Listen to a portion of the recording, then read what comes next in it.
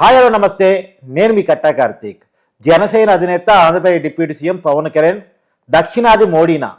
ఈ ప్రచారం వెనక కారణాలేంటి? ఈ ప్రచారంలో ఉన్న వాస్తవం ఎంత? ఈ ప్రచారం జరగటంలో ఉన్న ఉద్దేశం ఏంటి? ఇవన్నీ కూడా మాట్లాడుకునే ప్రయత్నం చేద్దాం. నాతో ఉన్నారు ప్రముఖ రాజకీయ విశ్లేషకులు చందు శ్రీనివాస్ గారు. సార్ నమస్కారం. సార్ నమస్కారం కార్తీక్ గారు. సార్, పవన్ కళ్యాణ్ దక్షిణాది మోడీ అని చెప్పేసి ఈ మధ్యకాలంలో మీడియాలో పెద్ద ఎత్తున ప్రచారం జరుగుతుంది. ఈ ప్రచారం చేస్తున్న వాళ్ళు ఎవరు? ఈ ప్రచారం వెనక ఉన్న ఉద్దేశం ఏంటి? 100% మీరు అన్న మాట కనపడుతుంది సార్ ఇప్పుడు. ఎందుకంటే మోదీ ఈ దేశానికే కాకుండా ప్రపంచంలో అనేక దేశాలకి రోల్ మోడల్. అవును, అనేక దేశాధ్యక్షులు ఆయన్ని పరిపాలన కొనియాడుతున్నారు. హ్యాట్రిక్ పిఎంగా మనం చూస్తున్నాం. అటువంటి గొప్ప వ్యక్తి ఉన్న కాలంలో మనం కూడా జీవించుంటాం అదృష్టం. దేశం సుభిక్షంగా ఈ 10 yearsలో ఒక బాంబు బ్లాస్టింగ్ లేదు. దేశం ఆర్థిక రంగంలో దూసుకుపోతుంది, ఎంప్లాయ్మెంట్ వస్తుంది, మనం చూసాం.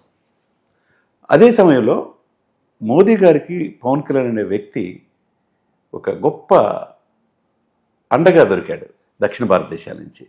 మరి ఆయన స్టెప్ తీసుకుంటే 2 years నుంచి మనం చూస్తూ ఉంటే మనం అనేక ఇంటర్వ్యూలు కూడా చేస్తాం.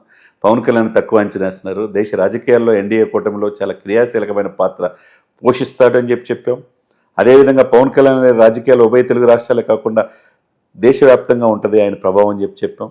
ఆయన విమర్శించిన వాళ్ళందరూ ఓడిపోతారని కూడా చెప్పాం. ఇవన్నీ కూడా జరిగినాయా లేదా? ఈరోజు నిన్న పరిపాలన ఏదైతే 12వ ప్లేనరీలో ఆయన పిఠాపురంలో మాట్లాడిన మాటల మెచ్యూరిటీ చూస్తే ఆయన చదివింది ఇంటరే, కానీ పుస్తకాలు చదివాడు, సమాజాన్ని చదివాడు. సమకాలీన దేశాల్లో, సరిహద్దు దేశాలు, ప్రపంచవ్యాప్తంగా దేశాల యొక్క రాజకీయ వ్యవస్థల్ని అవపోసన పట్టాడు. ఆ ఇక్కడ పరిపాలన ఎక్కడ ఉంది, రాజుల పరిపాలన ఏంటి, చరిత్ర ఏంటి, హిందూ సనాతన సాంప్రదాయం ఏంటి, దాని గొప్పతనం ఏంటి అనేది ఆకలింపు చేసుకున్నాడు. ఒకవైపు ఓల్డ్ సిటీలో చూసారుగా ఓవైసీ బ్రదర్స్ 15 నిమిషాలు కళ్ళు మూసుకుంటే ఏం చేస్తున్నారు, వాళ్ళకి ఇండైరెక్ట్గా ఇచ్చాడు.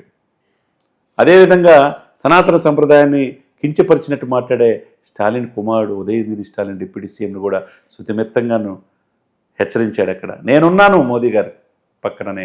ఇది దక్షిణ భారతదేశం. అటువంటి నాయకుడు ఇంతవరకు చూడాల. 2 సంవత్సరాల క్రితం ఆయన్ని పక్కన పెట్టుకున్నప్పుడు ఒక ఎమ్మెల్యే కాదు ఆయన, ఉభయ తెలుగు రాష్ట్రాల నుంచి పిలిచింది ఏకైక వ్యక్తి ఎవరండి 33 పార్టీల్లో ఆ రోజున? పవన్ కళ్యాణ్ ఒక్కడే. ఆ రోజు లెఫ్ట్ ఉన్నాడు, ఈ రోజు రైట్కి వెళ్ళిపోయాడు. ఇతను పవన్ గారు తుఫాన్ అని చెప్పి మోదీ అంటున్నాడంటే 20 రాష్ట్రాల ముఖ్యమంత్రులు ఉన్న మన ఢిల్లీ ముఖ్యమంత్రి ప్రమాణ స్వీకారోత్సవంలో 20 రాష్ట్రాల ముఖ్యమంత్రి పైన ఉన్న పవన్ కళ్యాణ్ గారిని అప్రిషియేట్ చేస్తున్నాడంటే 100 కోట్ల మంది హిందువులకి సనాతన సంప్రదాయం నేనున్నాననే భరోసా ఇచ్చాడు. అనేక మంది పీఠాధిపతులు మఠాధిపతులను ఈ దేశంలో, వసుదై కుటుంబం లాంటి ఈ దేశంలో హిందువుల మీద దాడులు జరుగుతుంటే చూసి చూడనట్టున్నాం. ఎవరు ప్రశ్నించే వాళ్ళు లేరు. అటువంటిప్పుడు ఒక వ్యక్తి పుట్టాడు, ఒక వ్యక్తి వచ్చాడు, అతనే పవన్ కళ్యాణ్ గారు. ఇప్పుడు సౌత్ ఇండియాలో బీజేపీకి పవన్ కళ్యాణ్ ఏ మేరకు ఉపయోగపడగలడు? ఎందుకంటే తమిళనాడులో వాళ్ళకి బలం లేదు అనుకున్నంతగా. ఆంధ్రప్రదేశ్లో ఉంది, కూటమి అధికారంలో ఉంది, కానీ జనసేన టీడీపీ మీద బలం మీదే ఆధారపడి ఉంది. తెలంగాణలో అనుకుంటున్నారు కానీ అధికారాన్ని చేరువగాలేకపోతున్నారు. ఇప్పుడు అసెంబ్లీ వైపుగా చూసినప్పుడు 8 మంది ఎమ్మెల్యేలు మాత్రమే ఉన్నారు. కర్ణాటకలో అధికారాన్ని కోల్పోయింది బీజేపీ పార్టీ. కేరళలో కమ్యూనిస్టుల అవార్డు కొనసాగుతుంది. బీజేపీ అనుకున్నంత పికప్ కాలేకపోతుంది. అక్కడ కూడా కాంగ్రెస్ పార్టీ అపోజిషన్లో ఉంది. ఏ రాష్ట్రంలో చూసినా, దక్షిణాది రాష్ట్రంలో ఏ రాష్ట్రంలో చూసినా బీజేపీకి అనుకున్నంత పర్ఫార్మెన్స్ లేదు. మరి ఈ టైంలో పవన్ కళ్యాణ్ నిజానికి బీజేపీ కూటమికి ఏ రకంగా ఉపయోగపడే? డెఫినెట్గా అండి, ఇది మంచి క్వశ్చన్ అడిగారు. ఎన్డీఏలో is the trouble shooter. Okay, డెఫినెట్గా, నో డౌట్ అట్ ఆల్. మన మహారాష్ట్ర ఎలక్షన్లో చూస్తే పవన్ ప్రతిభ ఏంటో తెలిసింది. ఆయన ప్రచారం చేసిన 14 స్థానాలతో పాటు కూటమి విజయానికి కారణమయ్యాడు. ఢిల్లీలో కూడా ఆయన తరపున ప్రతినిధులు ప్రచారం చేశారు. ఢిల్లీలో అధికారం వచ్చింది. పక్కనున్న హర్యానా మనం చూసాం. ఎన్ని చూసుకుంటూ ఉంటే మీరన్నట్టు బీజేపీ ఊసేలేని కేరళ, తమిళనాడు కావచ్చు, ఆంధ్రప్రదేశ్ కావచ్చు. ఆంధ్రప్రదేశ్ కూటమి కట్టారు కాబట్టి విజయం చూడవచ్చు. అదే సమయంలో మొన్న ఊహించిన విధంగా మీరు చెప్పినట్టు 7-8 ఎమ్మెల్యేల నుంచి ఉత్తర తెలంగాణ మొత్తం 75 స్థానాలు ఎమ్మెల్సీలు గ్రాడ్యుయేషన్ టీచర్ సెలక్షన్స్ గెలిచింది చూస్తే మళ్ళీ అదే ఊపు సంజయ్ ద్వారా వచ్చింది. మీరు చూస్తే గతంలో కూడా సార్ సంజయ్ ప్రెసిడెంట్ గా ఉన్నప్పుడు ఇక్కడ బై ఎలక్షన్ గెలిచారు, బై ఎలక్షన్ గెలిచారు, జిహెచ్ఎంసీలో గెలవపోయినా గెలిచినంత కార్పొరేట్లు గెలిచారు, గెలిచినంత పనిచేశారు. ఇప్పుడు ఆ పరిస్థితుల నుంచి బీజేపీ పార్టీ మళ్ళీ అసెంబ్లీకి ఎలక్షన్ లోకి వచ్చేసరికి చతికిల పడింది. ఇప్పుడు మళ్ళీ అదే భూము మొన్న ఎమ్మెల్సీ ఎలక్షన్లు వచ్చినాయి. దీన్ని మళ్ళీ అసెంబ్లీ ఎలక్షన్ దగ్గర లాక్కెళ్తారు. డెఫినెట్గా తీసుకెళ్లే బాధ్యత. ఎందుకంటే ఇక్కడ మళ్ళీ జనసేన, టీడీపీ, బీజేపీ తెలంగాణలో కూడా కలిసి వచ్చే అవకాశం ఉంది. ఎక్కువ మంది అభిమానులు, పవన్ కళ్యాణ్ అభిమానులు తెలంగాణలో కూడా ఉన్నారు. అట్లా తెలంగాణలో కూడా అధికారం వచ్చే అవకాశాలు ఉన్నాయి.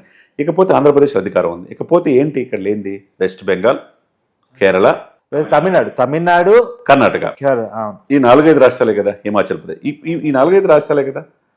ఈ 4-5 రాష్ట్రాలు కదా దేశవ్యాప్తంగా దేశవ్యాప్తంగా చూసుకుంటే సౌత్ ఇండియా వరకు అడుగుతున్నాను నేను. ఆసేతు హిమాచలం ఎలా ఉంది ఇప్పుడు ఇదే సమయంలో మీరు అన్నట్టు దక్షిణ భారతదేశంలో తమిళనాడులో తెలుగు వాళ్ళు ఎక్కువ ఉన్నారు.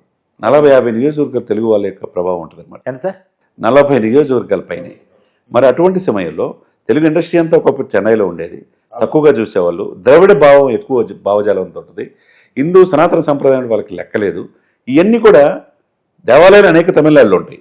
కాబట్టి హిందూ సనాతన ధర్మ పరిరక్షకుడిగా పవన్ కళ్యాణ్ ఒక వ్యక్తి కనపడుతున్నాడు. అన్నామలై ఉన్నాడు అక్కడ. అన్నామలైకి చేదోడు ఓదడుగా ఉండి రేపు అక్కడ తమిళనాడులో ప్రచారం చేయబోతున్నాడు. అది కలిసి వచ్చే అవకాశం ఉంది. అదేవిధంగా కర్ణాటకలో కూడా ఒకప్పుడు బీజేపీ సొంత పార్టీలు ఒకరికొకరి వల్ల అక్కడ కోల్పోయారు. కాంగ్రెస్ అధికారంలో ఉంది. నెక్స్ట్ అక్కడ కూడా అధికారంలో తీసుకొచ్చే బాధ్యత పవన్ కళ్యాణ్ గారికి అప్పచెప్పబోతున్నారు. అంటే దక్షిణ భారతదేశంలో ఒకప్పుడు పివి నరసింహారావు మనం చూసాం, బహుభాష కోవిదులు. ఆ తర్వాత అప్పుడు అంతకుముందు ఎన్టీ రామారావు గారు చూసాం, తెలుగువారి ఆత్మగౌరవం కోసం పోరాడాడు. మరి ఇప్పుడు ఎవరున్నారు? ఒక పవన్ కళ్యాణ్ కనపడుతున్నాడు. కాబట్టి మీరన్నట్టు అధికారం లేని దక్షిణ భారతదేశంలో బీజేపీ ఊసేలేని ప్రాంతాల్లో పవన్ కళ్యాణ్ పెట్టి నెక్స్ట్ రాజకీయం బీజేపీ నడబోతుంది అనేది స్పష్టంగా కనపడుతుంది. కాబట్టి మన స్పీచ్లో పిఠాపురంలో కూడా నేను మోదీ గారి అంటే ఉంటా, మోదీ గారి దేశానికి అవసరం, నేను నా దేశం గురించి నన్ను ఎవరు ఎక్స్ప్లెనేషన్ ఇవ్వాల్సిన అవసరం లేదు, నేనేం చేయాలో నాకు తెలుసు అని చాలా క్లియర్ కట్ క్లారిటీతో అతను విమర్శించిన లెఫ్ట్ అంటాడు, రైట్ అంటాడు, సనాతన ధర్మం అంటాడు, చెగువేరు అంటాడు అని చెప్పి ఎవరో హిందీ జాతీయ మీడియాలో ఒక పేపర్లో రాసినందుకు ఎక్స్ప్లెనేషన్ ఇచ్చాడు. నేనేం చేయాలో నాకు తెలుసు, నాకు ఎవరు సలహాలు చెప్పాల్సిన అవసరంలా అని చెప్పాడంటే ఎంత సుదీర్ఘమైన ఆలోచనలు ఆయన భావజాలం ఉందో. డెఫినెట్గా దక్షిణ భారతదేశంలో ఎన్డీఏలో ఈజ్ కీ రోల్ అవుతాడు. ఎన్డీఏ కన్వీనర్ కో-కన్వీనర్ త్వరలో అపాయింట్మెంట్ అవుతారని తెలుస్తుంది. దేశ ప్రధాని మోదీ సరసన ఈరోజు పవన్ ఉన్నాడంటే డెఫినెట్గా బీజేపీ దక్షిణ భారతదేశంలో కూడా పవన్ కళ్యాణ్ గారి యొక్క ముందు ఫేస్ పెట్టి ఇక్కడ కూడా అధికారంలో వచ్చే అవకాశాలు స్పష్టంగా కనపడుతుంది. తెలంగాణలో అధికారాన్ని పవన్ కళ్యాణ్ ఉపయోగపడబోతున్నారు డెఫినెట్గా. కాబట్టి దక్షిణాది మోదీ అనడానికి ప్రధానంగా కర్ణాటక, ఎందుకంటే వాళ్ళు అధికారంలో ఉండి కోల్పోయారు కాబట్టి అక్కడే పవన్ కళ్యాణ్ పాత్ర ఏ రకంగా ఉండే అవకాశం? డెఫినెట్గా అండి. కర్ణాటక రాష్ట్రంలో కూడా ఒకప్పుడు యాడ్రప్ మనం చూసాం. తర్వాత సొంత పార్టీలో ఇది వల్ల చేజారిపోయి కాంగ్రెస్ పోయింది కాబట్టి సరిహద్దు కర్ణాటకలో బెంగళూరు చూసుకున్న బెంగళూరు సెంట్రల్ పిసి మోహన్ గారు చూస్తే అటువంటి వ్యక్తులు చాలామంది ఎంపీలు అవుతున్నారు. తెలుగు వాళ్ళు చాలామంది ఉన్నారు అక్కడ. ప్రభావం ఉన్న తెలుగు వాళ్ళ దగ్గర ఈ పవన్ కళ్యాణ్ అనే వ్యక్తి ప్రచారానికి వెళ్తే డెఫినెట్గా బీజేపీ కలిసి వచ్చే అవకాశం ఉంది. Yeah, thank you sir.